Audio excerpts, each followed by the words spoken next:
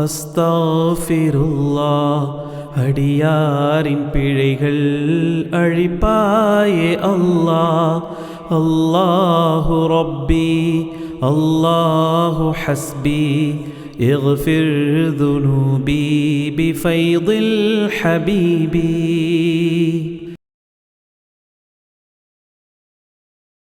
السلام عليكم ورحمة الله وبركاته. الحمد لله رب العالمين. اللهم صل على سيدنا ونبينا ومولانا محمد وعلى آله وأصحابه أجمعين. அல்லாஹ்வுடைய மகத்தான கிருபையினால் ரமலானுடைய 27வது இரவு, லைலத்துல் கத்ருடைய இரவாக இருக்க வேண்டும் என்கிற நம்பிக்கை நாம் எல்லோரும் புத்தாடை அணிந்து பூரித்த முகத்தோடு பள்ளியில் சங்கமித்திருக்கிறோம். ரமலானுடைய ஒவ்வொரு இரவுகளும் பாக்கியம் பெற்ற இரவுகள். அதிலும் ரமலானுடைய பிந்திய 10, அந்த பிந்திய 10 லைலத்துல் கத்ர் ஒரு இரவாக இருக்கும் என்கிறார்கள் பெருமானார் ஸல்லல்லாஹு அலைஹி வஸல்லம். லைலத்துல் கத்ருடைய இரவு எந்த இரவு என்று நபிக்கு அறிவிக்கப்பட்டு அந்த இரவை சொல்வதற்காக பள்ளிக்கு வந்தார்கள். அப்படி பள்ளிக்கு வரும்போது 2 சஹாபிகளுக்கு மத்தியில ஒரு சின்ன சண்டை, அவங்களுக்கு மத்தியில ஒரு தர்க்கம். அந்த தர்க்கத்தை தீர்த்து வைப்பதற்காக நபி அவர்கள் போனாங்க. போய் அந்த தர்க்கத்தை தீர்த்து வச்சுட்டு பள்ளியில வந்து சொன்னாங்க, லைலத்துல் கத்ருடைய இரவு எதுன்னு சொல்லதான் நான் வந்தேன். ஆனா 2 பேரும் சண்டை போட்டுட்டு இருந்தாங்க, சமாதானப்படுத்திக்கிட்டு நான் வந்தேன். இப்போ அதை மறந்துட்டேன். அது எனக்கு மறந்து போச்சு, அதனால பிந்திய 10 தேடுங்க. லைலத்துல் கத்ருடைய இரவை சொல்ல வரும்போது 2 பேருக்கு மத்தியில ஏற்பட்ட சண்டைய தீர்த்து வைக்க ரசூலுல்லாஹ் போனாங்க. அப்படி போயிட்டு வந்த போது அதை மறந்துட்டாங்க. இதுல அல்லாஹ் என்ன சொல்ல வர்றான், லைலத்துல் கத்ரை வெறுமன பள்ளியில மட்டும் தேடக்கூடாது, லைலத்துல் கத்ரை குடும்பத்துல தேடணும். யார்ட்டையாவது சண்டை போட்டிருந்தா முதல்ல சமாதானம் ஆகும். சமாதானம் ஆன பின்னால அல்லாட்ட எனக்கு லைலத்துல் கத்ரை தான்னு கேட்கணும். அப்ப லைலத்துல் கத்ர் அப்படிங்கிறது இந்த புனிதமான இரவு. இந்த இரவுல கூட அல்லாஹ் 3 பேரை மன்னிக்க மாட்டாங்கிறாங்க ரசூலுல்லாஹ். யாரு பாவ மன்னிப்பு கேட்டாலும் மன்னிக்கிற இந்த ராத்திரியில 3 பேரை அல்லாஹ் மன்னிக்க மாட்டான் அப்படின்னு சொல்லிட்டு சொன்னாங்க. முதலாவது ஆளு முதுமின் ஹம்ர், போதைக்கு அடிமையானவர். அந்த போதை பொருள்ல இருந்து மீண்டு வர முடியாம அதுக்கு அடிமையாகவே இருக்கிற ஒருவரை அல்லாஹ் மன்னிக்கவே மாட்டான் இந்த ராத்திரி கூட. 2வது சொன்னாங்க, ஆக்குன்லி வாலிதை, தன்னுடைய பெற்றோர்களுக்கு நோவினை கொடுக்கிறார். ரமலான்ல பிந்திய 10 அப்படியே உம்ராவுக்கு போய் காபாவுல இஅ்திகாஃப் இருக்காரு. காபாவுல தான் அல்லாஹ்வுடைய ஒட்டுமொத்த அருளும் இறங்குற ஒரு இடம். அங்க போய் இஅ்திகாஃப் இருக்கிறார். ஆனா பெத்தம்மாண்ட பேசுறது இல்லை, தகப்பட்ட பேசுறது இல்லை, உறவுகளை மதிக்கிறது இல்லை. அவர் எங்க இருந்தாலும் சரி, இந்த ஒரு ஆளால அங்க இருக்கிற எல்லாருக்குமே நஷ்டம் உண்டாகும். அவ ஆக்குன்லி வாலிதைஹி, தன்னுடைய பெற்றோர்களுக்கு நோவினை கொடுக்கிறவர். இவருக்கு இந்த ராத்திரில மன்னிப்பு கிடையாது. அதற்கு ஹாரிஸா ரலியல்லாஹு அன்ஹு பத்தி ரசூலுல்லாஹ் சொல்லும் போது, சஹாபிகள்ல அபர்ரு சஹாபா, பெற்றோர்களிடத்தில் மிக கண்ணியமாக நடந்து கொண்டவங்க, எல்லாருமே கண்ணியமா நடந்துகிட்டவங்க தான். அதுல ரொம்ப ரொம்ப கண்ணியமா நடந்துகிட்டவங்கன்னு சொல்லும் போது 2 பேரும் சொல்லுவாங்க. அதுல ஒரு ஆள் ஹாரிஸா ரலியல்லாஹு.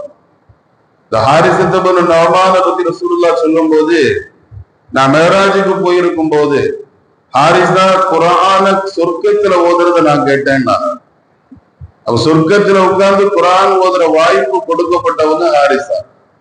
இந்த ஹாரிஸாவை உலகத்துல வந்த பின்னால் ரசூலுல்லாஹ் கூப்பிட்டு கேட்டாங்க, ஹாரிஸா நீ சொர்க்கத்துல குர்ஆன் ஓதுறத நான் கேட்டேன், அப்படி என்ன அமல் செய்யறேன்னு கேட்டாங்க. அப்ப ஹாரிஸா ரலியல்லாஹு அன்ஹு, நான் தஹஜ்ஜுத் சொல்றேன், கியாமுல் லைல் சொல்றேன், தராவீஹ் சொல்றேன், ரமலான 30 கத்தும் முடிக்கிறேன் அப்படிலாம் சொல்லல. ஹாரிஸா சொன்ன வார்த்தை, யார் சொல்லலாம், எம்மாவுக்கு ரொம்ப வயசாயிடுச்சு, அதனால அவங்க கால் ரொம்ப நீர் போட்டுருது. அந்த நீர் போட்டதுனால ராத்திரி படுக்கிறது போது வலியினால ரொம்ப சிரமப்படுவாங்க. எம்மாவுடைய காலை என் மடியில தூக்கி வச்சு எண்ணெய் போட்டு மருந்து போட்டு தடவுவேன். எங்க அம்மாவை படுக்க வச்சு தலையை மெதுவா மசாஜ் பண்ணுவேன். அப்படி மசாஜ் பண்ணும் போது எங்க அம்மா தூங்கிடுவாங்க. இதை தவிர நான் பெருசா ஒண்ணும் செய்யலைன்னா, ஒரு தாயினுடைய காலை புள்ள பிடிச்சதுனால இந்த புள்ள குரான சொர்க்கத்துல உட்கார்ந்து ஓது. குரான சொர்க்கத்துல உட்கார்ந்து ஓதுன்னா அல்லாஹ் தான் கேட்பான். அவ்வளவு பெரிய பாக்கியம் இருக்கு பெற்றோர்களுக்கு பணிவிட செய்யறதுனால. அதனாலதான் ரசூலுல்லாஹ் சொன்னாங்க, இந்த ராத்திரியிலையும் கூட பெற்றோர்களுக்கு நோவினை கொடுக்கிறவன அல்லாஹ் மன்னிக்க மாட்டான்.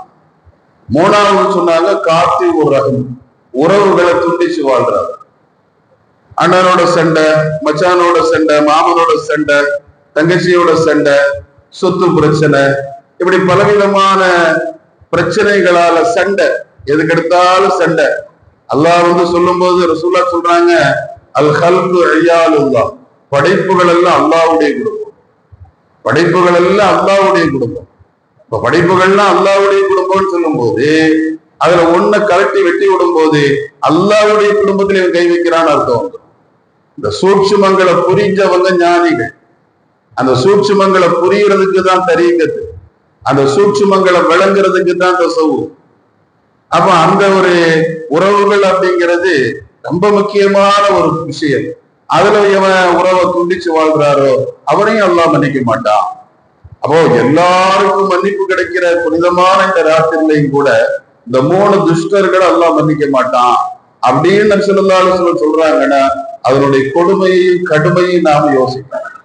அதனால நாம யார்கிட்டையும் சண்டை போடுற ஆளெல்லாம் இல்ல. அப்படி சண்டை போட்டு இருந்தா, ஒரு கால் உம்மாட்ட வாப்பாட்ட அத்தாட்ட அவங்க மன நோகும்படியாக நாம நடந்திருந்தா, பெருசா ஒண்ணும் செய்ய வேண்டியதில்லை. தூரமா இருந்தா கூட ஒரு போனை போட்டு, அம்மா என்ன மன்னிச்சிருமா, அத்தா என்ன மன்னிச்சிருங்கத்தா, இந்த புனிதமான ராத்திரில நீங்க மன்னிக்கிறேன்னா அல்லாஹ் என்ன மன்னிக்க மாட்டானா, அதனால எனக்கு மன்னிப்பத்தாங்க அப்படின்னு சாதாரணமா உலகத்துல கோடான கோடி மக்கள் நிக்கிற மனுஷர் மீதானத்துல அவமானப்படுறதை விட, ஒரு கோடான கோடி மக்கள் நிக்கிற மனுஷர் மீதானத்துல அவமானப்படுறதை விட, கேவலப்படுறதை விட, உலகத்துல சாதாரணமா ஒரு போன் கால் மூலமா அல்லது ஒரு சாதாரண ஒரு விசிட் மூலமா போய் அவங்கள்ட்ட மன்னிப்பு கேட்கறதுனால நமக்கு அல்லாஹ் கியாமத்துல நல்ல மகத்தான பாக்கியத்தை தருவான். லைலத்துல் கத்ருடைய இரவுல வணக்கங்கள் மூலமா அலங்காரம் உண்டாகிறத விட குணங்கள் மூலமா அலங்காரம் உண்டாங்கிறது ரொம்ப பாக்கியமான ஒரு காரியம். நம்முடைய நோக்கம் அல்லாஹ், நமக்கு அல்லாஹ் கிடைக்கணும், அல்லாஹுவை நாம நெருங்கணும். அல்லாஹுவை நெருங்குறதுக்கு, அல்லாஹ் கிடைக்கிறதுக்கு எது தடையா இருக்குதோ அதை விட்டு விலகணும். அவ்வளவு அந்த தடைகளை விலகிக்கிட்டு படைப்புகள் மீது அன்பு கொள்ளாத ஒருவர் படைத்தவன் விஷயத்தில் எப்படி அன்பு கொண்டவராக மாற முடியும்? அதனால படைப்புகளை சரி பண்றதுக்காக தான் இந்த 3 பேரையும் நபி ஸல்லல்லாஹு அலைஹி வஸல்லம் குறிப்பிட்டு பேசுறாங்க. இன்னைக்கு நமக்கு ஓதப்பட்ட ஆயத்துக்கள்ல சஜிதாவுடைய ஆயத்து, நம்ம எல்லாருக்கும் பிரச்சனை இருக்கு. உலகமே பிரச்சனையில தான் இருக்கு. கோடான கோடி பிரச்சனைகளை தலையில தூக்கி வச்சுட்டு அலைகிறோம். நம்முடைய முதுக ஒடிக்கிற அளவுக்கு கவலைகளும் நோய்களும் கம்பளங்களும் பிரச்சனைகளும் நம்மளை போட்டு ஆட்டி படைக்குது. இப்ப இதுல இருந்து நாம வெளியே வரணும். இதுல இருந்து வெளியே வர்றதுக்கு என்ன வழி இருக்கு? ஸல்லல்லாஹு அலைஹி வஸல்லம் பத்தி அபூ ஜஹல் சொல்லும் போது சொன்னா, முஹம்மது ரசூலுல்லாஹ் என் கண்ணுக்கு முன்னால தொழுதாருன்னா அவர் கழுத்தை நான் மிதிப்பேன்னா, என் கண்ணுக்கு முன்னால அவர் தொழுறத நான் பார்த்தா அவர் கழுத்தை ஏறி மிதிப்பேன்னா. ஸல்லல்லாஹு அலைஹி வஸல்லம் வழக்கமா காபால தொழுவாங்க. அது போல என்னை காபால தொழுதாங்க. தொழுத உடனே இவன் ரொம்ப கோவப்பட்டான். ஒரு பெரிய ஒட்டகத்தினுடைய குடலை கொண்டு ரசூலுல்லாஹ்வுடைய முதுகுல வச்சான். முதுகுல வச்சு சஜிதால இருந்து எழும்ப முடியாத அளவுக்கு ஒரு அவஸ்தையை உண்டாகும். ஸல்லல்லாஹு அலைஹி வஸல்லம் ரொம்ப கஷ்டப்பட்டு சஜிதால கிடக்குறாங்க. ஜிப்ரீல் அலைஹிஸ்ஸலாம் வந்துட்டாங்க, ஆயத்தை கொண்டு வந்துட்டாங்க. ரைத்தல்லதி யன்ஹா அப்தன் இதா ஸல்லா, தொழும் அடியாரை தடுக்கிற மூதேவிய நபியை நீங்க பார்க்கலையா? அவன் ஒரு சங்கம் வச்சிருக்கிறான். அந்த சங்கத்தினுடைய சார்புல தொழக்கூடாதுன்னு முடிவு பண்ணி தொழுற நபிக்கு இடையூற உண்டாக்குறான். அப்படியெல்லாம் சொல்லிட்டு அல்லாஹ் சொல்றான், பல எதுவும் நாதியா, அவன் சங்கத்தை அவன் கூப்பிட்டு வரட்டும். சனதுகு ஜபானியா, நரகத்துல அதாபுக்குன்னு சாட்டப்பட்ட ஜபானியா மலக்குகளை நான் கூட்டிட்டு வரேன். அவன் சங்கத்த ஆளையெல்லாம் கூட்டிட்டு வரட்டும். நான் என்னுடைய ஜபானியா மலக்குகளை கூட்டிட்டு வர்றேன். அவன் எப்படிப்பட்டவன் நான் பார்த்துக்கிறேன். அப்படி ரொம்ப கடுமையா அல்லாஹ் பேசுறான். பேசிட்டு கடைசி ஆயத்தை முடிக்கிறான். நபியை சஜிதா செய்யுங்க, வக்தரிப், அல்லாஹ்ட்ட நெருங்குங்க. சஜிதாவின் மூலமா அல்லாஹ்வை நெருங்குங்க. உங்களுடைய தலையை கீழே வைங்க. அவன் ஒட்டக குடல் போட்டு முதுகை எழுப்ப முடியாத அளவுக்கு தலையில பாரம் இருக்குது. அந்த பாரம் இருந்த போது ரசூல் தலையை கீழே வச்சாங்க. கீழே வச்ச உடனே அல்லாஹ் சொன்னான், நீங்க அல்லாஹ்ட்ட நெருங்கிட்டு இருக்கிறீங்கன்னு சொன்னான். அவன் நம்முடைய உடம்புல அல்லது நம்முடைய வாழ்க்கையில சிக்கல்கள், இன்னல்கள், பிரச்சனைகள், கஷ்டங்கள், துயரங்கள், நோய் நொடி, நொம்பலம் ஏழு நம்மள ஆட்டி படைச்சாலும் சரி, அது நம்முடைய தலைக்கு மேல ஏறி இருக்கும் போது அந்த தலையை அல்லாஹ்வுக்காக கீழே வச்சா அல்லாஹ் எல்லாத்தையும் தூக்கிடுவான். அப்ப தூக்குறதுக்காக தான் தொழுகை. இப்போ நம்முடைய வாழ்க்கையில பாத்தீங்கன்னா நமக்கு தெரியும், ரமலான்ல நம்ம அடிக்கடி சொல்றது, ரமலான் ஒரு வித்தியாசமான மாசம். சாதாரண நாள்ல 5 வக்து தொழுவோம், 17 ரக்காத் தொழுவோம், பரது மட்டும் தொழுதா. சுன்னத்து எல்லாம் தொழுதோம்னாலும் ஒரு குறிப்பிட்ட அளவோட வந்து நிற்கும். ஆனா ரமலான் ஒரு வித்தியாசமான மாதம். தராவி ஒரு நாளைக்கு 20 ரக்காத், இன்னைக்கு பிற 27 நாளும் ஒருவர் 20 ரக்காத் தொழுதிருந்தாருன்னா அவர் 540 ரக்காத் தொழுதிருப்பார். சாதாரணமா பாத்தீங்கன்னா பிற 1ல 20 தொழும்போது பெருசா தெரியும். ஆனா 27 முடியும் போது அவர் கூட்டி பார்த்தாருன்னா 540 ரக்காத் தொழுதிருப்பார். இந்த 540 ரக்காத்துல 1080 சஜிதா இருக்கு. தராவீகளை மட்டுமே அவரு இன்னைக்கு வரையிலும் 27 வரையிலும் ஒழுங்கா தொழுத ஆளா இருந்தா 1080 சஜிதா செஞ்சிருக்காரு. ஒரு சஜிதா அல்லாஹ் ஏத்துக்கிட்டான்னா போதும், அவருடைய உடம்புல உள்ள எல்லா பிரச்சனையும் அவரோட வெளியே போயிடும். அவருடைய குடும்பத்தில் உள்ள எல்லா பிரச்சனையும் அவரோட வெளியே போயிடும். ஏன்னா அல்லாஹ்வுக்கு சஜிதா ரொம்ப பிடிக்கும். நம்முடைய உடம்புல ரொம்ப கண்ணியமான உறுப்பு முகம், தலை. ரொம்ப கெட்ட நம்ம அதை மட்டும்தான் ரொம்ப மேக்கப் பண்ணுவோம். அவ்வளவு அழகா இருக்கிற உயர்ந்த உறுப்பா இருக்கிறத கொண்டு போய் எல்லாரும் இருக்கிற மண்ணுல கொண்டு வைக்கிறோம். அப்ப தாழ்ந்த ஒரு இடத்துல உயர்ந்த ஒரு பொருளை கொண்டு வைக்கும் போது அல்லாஹ்வுக்கு ரொம்ப பிடிக்குது. ரொம்ப கெத்து பிடிச்சவன், ஆணவம் பிடிச்சவன், அகங்காரம் பிடிச்சவன், துமுர் பிடிச்சவன், துமுரா பேசுறவன், ஆனா என் முன்னால வந்து சாஷ்டாங்கமா அந்த மண்ணுல ஒழுந்துட்டானே, அல்லாஹ்வுக்கு ரொம்ப பிடிக்குது இல்ல. அதனால ரசூலுல்லாஹ் சொன்னாங்க, ஒரு அடியான் அல்லாஹ்வை நெருங்கிறதுல ரொம்ப நெருங்கிறது அவன் சஜிதா செய்யும் போதுதான். அந்த சஜிதால அல்லாஹ் நமக்கு நெருக்கமாகறான், அல்லாஹ்வுக்கு நாம நெருக்கமாகிறோம், அல்லாஹ் நமக்கு நெருக்கமாகறான். அதனாலதான் தொழுகையை பொறுத்தவரையில ருக்கு 1, சஜிதா 2. சஜிதாவின் மூலமா அடியான் அல்லாஹ்வை நெருங்கிக்கிட்டே இருக்கணும். அந்த நெருக்கத்துக்காக தான் ஒரு ரக்காயத்துல ஒரு ருக்கு வச்ச ரப்புல் ஆலமீன் சஜிதாவை 2ஆ மாத்தணும். ஏன்னா பாரம் கீழே இறங்குது, நம்முடைய மனசுல இருந்த கவலைகள் நீங்குது. நீங்க படிச்சிருக்கலாம், இப்ப சமீபத்துல அந்த வாட்ஸ்அப்ல வீடியோக்கள் வைரல் ஆயிட்டு இருக்கு இல்லையா, தொழுகையை பத்தி சைக்காலஜிக்கலா அவங்க பேசும்போது ஒருவர் தொழுவாரையானால் அவருக்கு ரிலாக்ஸ் உண்டாகும், இத்மினான் நிம்மதி உண்டாகும். ஏன் நிம்மதி உண்டாகுது? தொழுகையில சஜிதா இருக்குது. சஜிதால அவர் தலையை கீழே வைக்கும் போது உடம்பினுடைய ரத்த ஓட்டம் சீராகுது, மூளையில இருக்கிற எல்லா பிரச்சனைகளும் அவரை விட்டு விலகுது. ரொம்ப விலகுறதுனால தொழுகை முடிஞ்ச உடனே அவர் ரிலாக்ஸ் ஆகுறாரு. அப்ப கவலைகள் போறதுக்கான வழியாக தொழுகை இருக்குதுன்னு அறிவியல் சொல்லுது. நபிசல்லாத்துல அப்படியெல்லாம் ஒன்றும் சொல்லல, தொழுங்கத்தா, அல்லாஹ்வுக்கு சஜிதா செய்யுங்கத்தா, அவ்வளவுதான், அதோட முடிச்சுக்கிட்டாங்க. அப்ப சஜிதாங்கிறது அல்லாஹ்வை நெருங்கிறதுக்கான வழி. அந்த சஜிதா தொழுகையில தான் இருக்குது. தொழுகையின் மூலமாகத்தான் ரப்ப நெருங்க முடியும். அதனாலதான் அல்லாஹ் சொல்வதாக நபி ஸல்லல்லாஹு அலைஹி வஸல்லம் சொல்றாங்க, அடியானே தஃபர்ரகு லி இபாதத்தி, என்ன வணங்குறதுக்காக நேரம் ஒதுக்கு, என்ன வணங்குறதுக்காக நேரம் ஒதுக்கு. அப்படி நேரம் ஒதுக்குனா உன்னுடைய தேவைகளை நிறைவேற்றுவேன், உன்னுடைய வேலைகள்ல பரக்கத்தை தருவேன், உன்னுடைய வியாபாரத்துல பரக்கத்தை தருவேன். நீ இப்படி செய்யலன்னா நீ வேலை செஞ்சுக்கிட்டே இருப்ப, ஆனா உன்னுடைய தரித்திரியம் ஒண்ணு விட்டு போகாது. ஏன்னா நீ தரித்திரியம் போறதுக்காக நேரத்தை ஒதுக்குற, தொழுகைக்காக வணங்குறதுக்காக நேரத்தை ஒதுக்கல. அப்ப அல்லாஹ் என்ன வணங்குறதுக்காக கொஞ்சோடு நேரத்தை நீ ஒதுக்குனா உன்னுடைய வாழ்க்கையில நான் நிம்மதியை தருவேன், பறக்கத்தை தருவேன். அதுலயும் குறிப்பாக நாம் என்றால் உங்களுக்கு புரியும் நினைக்கிறேன். ஒரு காமிலான முரப்பியான ஆத்மீக தந்தையினுடைய பிடிமானத்துல இருக்கிற பிள்ளைகள் அவங்களுடைய வாழ்க்கை எப்படி இருக்கணும்? ஸல்லல்லாஹு அலைஹி வஸல்லம் மூத்தா அப்படின்னு ஒரு யுத்தத்துக்கு சஹாபிகளை அனுப்பி விட்டாங்க. ஒரு 3000 பேரை அனுப்பி விட்டாங்க. அப்படி அனுப்பி விடும் போது வியாழக்கிழமை அன்னைக்கு ஒவ்வொரு தொழுகைக்கு பின்னால அந்த 3000 வரை வச்சு பேசும்போது சொன்னாங்க, இந்த போர்ல நீங்க தான் போறீங்க, நான் வரல. இந்த போருக்கு ஸெய்த் இப்னு ஹாரிஸா தலைவரா இருப்பாரு. அவர் கொல்லப்பட்டுட்டா ஜாஃபர் ரலியல்லாஹு அன்ஹு தலைவரா இருப்பாங்க. அவரும் கொல்லப்பட்டுட்டா அப்துல்லாஹ் இப்னு ரவாஹா தலைவரா இருப்பாங்க. அவரும் கொல்லப்பட்டுட்டா அல்லாஹ் யார் கையில வெற்றி கொடுக்கணும்னு நினைக்கிறானோ அவங்க தளபதியா இருப்பாங்க. இதுதான் விஷயம். ஆக 3 பேர் என்ன செய்யப்படுவாங்க? கொல்லப்படுவாங்கிறத கன்ஃபார்ம் பண்ணிட்டாங்க. 3 பேர் கொல்லப்பட்டு 4வது ஆளுடைய கையில தான் வெற்றி கிடைக்கும்னு சொல்லிட்டாங்க. இதுல 3வது ஆள் அப்துல்லாஹ் இப்னு ரவாஹா. இவங்க எல்லாரும் போன பின்னால தனியா வந்து கேட்கிறாங்க, யார சொல்லலாம், நான் போருக்கு போறேன், கொல்லப்பட்டு விடுவதாக நீங்க சொல்றீங்க, அதனால கடைசியா அவுசினி ஏதாவது எனக்கு சொல்லுங்க, எனக்கு ஏதாவது சொல்லுங்க, நான் கேட்டு போறேன். அதுல அப்துல்லாஹ் இப்னு ரவாஹாவுக்கு ரசூலுல்லாஹ் சொன்ன வார்த்தை, அப்துல்லா இன்னக காதிமுன் கதன் பல்தத்தன் லைஸ ஃபீஹா அஸ்ஸுஜூத். சஜிதா இல்லாத ஊருக்கு நீ போற, நாளைக்கு நீ சஜிதா இல்லாத ஒரு ஊருக்கு போற. எதுக்கு போறாரு? சண்டைக்கு போற. சண்டைக்கு போற சஹாபிகள் சொல்றாங்க, மூத்தா ஷாம்ல இருக்குது, அங்க முஸ்லிம்கள் இல்ல, அந்த ஊர்ல சஜிதா செய்யறதுக்கு ஆள் இல்ல, அப்படிப்பட்ட ஊருக்கு நீ போற. அதனால சும்மா இருக்கிற நேரத்துல எல்லாம் சுஜூத சஜிதாவை அதிகப்படுத்து. ஓ மூலமா அல்லாஹ் அந்த ஊருக்கு பரக்கத்து கொடுக்கணும். மௌத்தாகிறதுக்கு முன்னால என்னுடைய பிள்ளையா இருக்கிற நீ, அல்லாஹுவ அறிஞ்ச நீ, அல்லாஹுனா என்னன்னு தெரிஞ்ச நீ, நபீனா என்னன்னு தெரிஞ்ச நீ அந்த ஊர்ல போய் சஜிதா செய்யணும். ஓ சஜிதாவின் மூலமா அல்லாஹ் அந்த ஊரை காக்கணும், அந்த ஊருக்கு அல்லாஹ் பரக்கத்து தரணும்.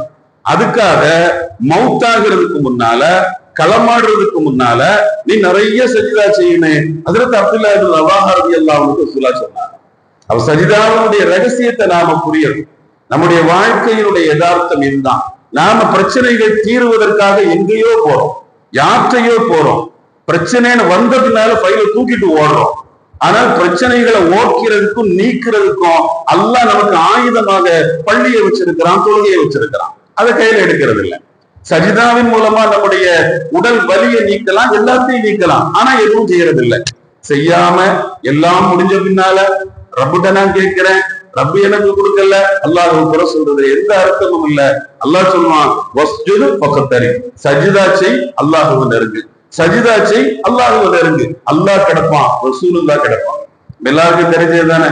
ரபியா ரலியல்லாஹு அன்ஹு ரசூலுல்லாஹ்வுடைய ஹாபி, ஸல்லல்லாஹு அலைஹி வஸல்லமோட ரொம்ப மஹப்பத்தான சஹாபி. அந்த ரபியா ஒரு நாள் ரசூலுல்லாஹ்வோட வாகனத்துல போயிட்டு இருக்கிறாங்க, பின்னால உட்கார்ந்து இருக்கிறாங்க. ரபியா சொல்றாங்க, என்னுடைய தொடை ரசூலுல்லாஹ்வுடைய தொடையோட ஒட்டி இருக்கு. ஏன்னா பெண் சீட்ல இருந்தா அப்படிதான் இருக்கணும். என்னுடைய தொடை ரசூலுல்லாஹ்வுடைய தொடையோட ஒட்டி இருக்கு. அவ்வளவு நெருக்கமா நான் இருந்தேன். அப்படி இருக்கும்போது ரசூலுல்லாஹ் என்கிட்ட சொன்னாங்க, சல்மா ஷிக்தயா ரபியா, என்ன வேணாலும் கேளுன்னா. நல்ல சந்தர்ப்பம், என்ன வேணாலும் கேளுன்னா. உடனே ரபியா கேட்டாங்க, அஸ்அலுக முராஃபகத்தக ஃபில் ஜன்னah, சொர்க்கத்திலே நான் இப்படி உங்க பக்கத்துல இருக்கணும். இப்ப எப்படி உடம்போட்ட உங்களோட நான் உட்கார்ந்து இருக்கணும், அது போல சொர்க்கத்துல உங்களுடைய ரஃபீகா, உங்களோட நான் சேர்ந்து இருக்கணும்னு சொன்னேன். சொன்ன உடனே ரசூலுல்லாஹ் கேட்டாங்க, அவ வேறதாலிக்க வேற ஏதாவது வேணுமாட்டா, வேற ஏதாவது இருக்கான்னு கேட்டாங்க. இவங்க சொன்னாங்க, அது எனக்கு அது மட்டும்தான், எனக்கு அது மட்டும்தான், சொர்க்கத்துல அவங்க கூட இருக்கணும், பக்கத்துல இருக்கணும். ரசூலுல்லாஹ் சொன்ன வார்த்தை அப்படின்னா, நிறைய சஜிதா செய்யறதன் மூலமா எனக்கு நீ உதவி செய், எனக்கு நீ ஹெல்ப் பண்ண. நான் உனக்கு அந்த பாக்கியத்தை அல்லாஹ்ட்ட வாங்கி தர்றேன், ஆனா சும்மா தர முடியாது. நீ எனக்கு ஒரு ஹெல்ப் பண்ணணும், நீ நிறைய சஜிதா செய்யணும். நீ நிறைய சஜிதா செஞ்சுட்டு அல்லாஹ்வே இந்த நபியோட நான் வாகனத்தில் இன்னைக்கு இருக்கிற மாதிரி சொர்க்கத்திலே இருக்கணும்னு கேட்கணும். அப்போ அந்த சஜிதா என்கிறது அவ்வளவு பாக்கியமான ஒண்ணு. சஜிதா செஞ்சா அல்லாஹ்வோடு இருக்க முடியும், சஜிதா செஞ்சா சொர்க்கத்துல நபியோட சகவாசம் கொள்ள முடியும். அவ்வளவு மகத்தான பாக்கியம். அந்த சஜிதா எங்கதான் இருக்கு? தொழுகையில தான். அதனால அதை புரிந்து அறிந்து செயல்படக்கூடிய மக்களாக நாம் மாற வேண்டும். எல்லாம் வல்ல ரப்புல் ஆலமீன் அந்த மாற்றத்தை உண்டாக்குவானாக. வாஹிரு தக்வானா அல்ஹம்துலில்லாஹி ரப்பில் ஆலமீன். சுப்ஹானல்லாஹி வ பிஹம்திஹி சுப்ஹானக அல்லாஹும்ம வ பிஹம்திக அஷ்ஹது அன் லா இலாஹா இல்லா அன்த அஸ்தக்ஃபிருக வ அத்தூபு இலைக். சுப்ஹான ரப்பிக ரப்பில் இஸ்ஸத்தி அம்மா யசிஃபூன் வ ஸலாமுன் அலல் முர்ஸலீன் வல்ஹம்துலில்லாஹி ரப்பில் ஆலமீன். அல்லாஹு அல்லாஹ் அஸ்தக்ஃபிருல்லாஹ். அடியாரின் பிழைகள் அழிப்பாயே அல்லாஹ். அல்லாஹு ரப்பி அல்லாஹு ஹஸ்பி اغفر ذنوبي بفيض الحبيب.